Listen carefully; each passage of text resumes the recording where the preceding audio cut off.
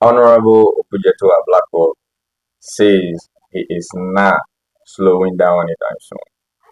He is just in a speed mode. He is in a beast mode. He is not giving up. He's holding tight onto his sword. The sword. Which sword is it? The sword of the thunder god, the sword of hmm, Isis, or the sword of I don't know which other sword that may be. But I guess the sword that he's holding on to tight is the sword of truth. And the truth that corruption must be fought by any means necessary, since the President of the Republic cannot fight corruption. I can remember vividly the last time our president actually mentioned the word corruption, even in his own government or anywhere in the country. Of course, we know by far that there is a lot of corruption going on in the country. You cannot be pretentious about it. On the third consecutive time, Rev.Kusi Boateng, Kusi has lost his legal fight against Hon.Ablakwah.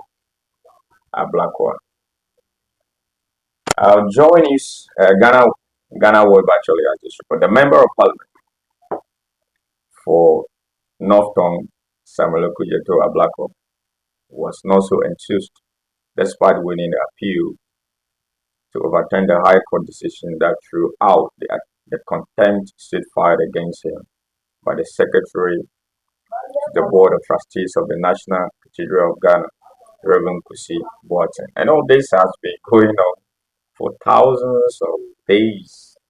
Uh, the building of the National Cathedral in Ghana, we saw um, the digging of the greatest manhole in the world right now in Ghana. Maybe they're going to build a dam over there since we have energy crisis. A lot of things happen. Professors will also part. Anyway, Kurdish, hello, thanks to Kofi Gas. Yep, PHO, there's also part of that ditch. It's the biggest ditch in the world. Reaction to the verdict of the Court of Appeal in a post shared on Facebook on Wednesday, 26 June 2024, the MP was worried about being subject to what he described as judicial harassment in his quest to safeguard the resources of the country. Anyway, Mr. Ablakwo has been known to be somebody who never rests on his laurels. He's always uh, fighting corruption in his small ways. With all the MPs from the Volta region in the Parliament of Ghana, I think he's a top notch. He fights, he works. Um, Most of our MPs from the Volta region, I mean, they just, in my opinion, they just bench coolers and they make money for themselves and they barely bring any development to the region. But Mr. Honorable Ablako is one you can see him up and doing almost everywhere.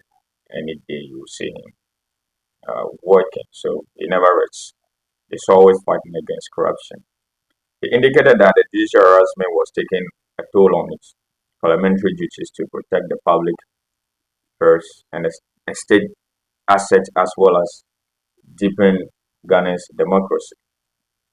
All right, we know a lot of this and this fight has been going on.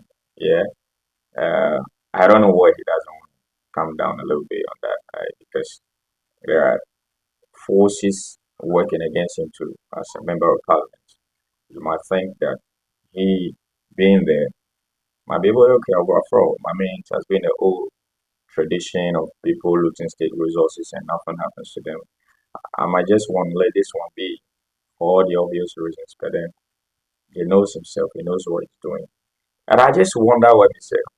Reverend Kusi Boateng doesn't let this go.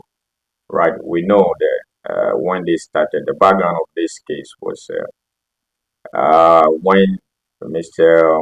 Sorry, I keep on saying Mr.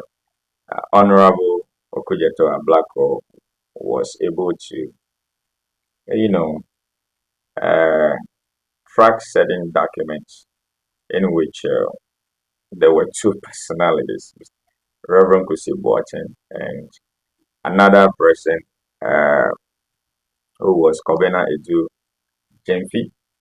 All right, so it happens that allegedly the same person bearing the name Reverend Kusi Boateng is the same person bearing the name Edu Kobena Edu Jemfi, and this is not fair. And all these people are just not helping the country in many ways.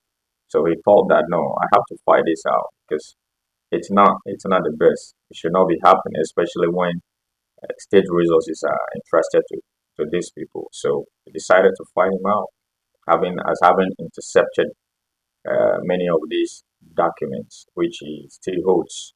But what's funny is that why is Reverend Kusi still holding on to this? What does he want to get out of this? It's in the public domain. Everybody has seen it. We've seen ID cards, a whole lot of documentations, which actually prove that he's the same person. The impersonation is the same person. If it were a common person, actually, you know what happens? Black rule, kill them all, keep moving. Yeah, they win. So that's what actually happens, and it keeps on. He is also trying to fight the case. According to Reverend Kusi Boateng, Honorable Kujeto is just hitting on him, targeting him for no reason. I mean, who believes this? But I guess the best place Reverend Kusi Boateng can take this to actually is go to ICJ. I mean, Reverend Kusi Boateng, I mean, the only solid place you can take this case to, having lost on the third consecutive time, is don't worry, go to the ICC. I mean, to help you. It will be a good fight.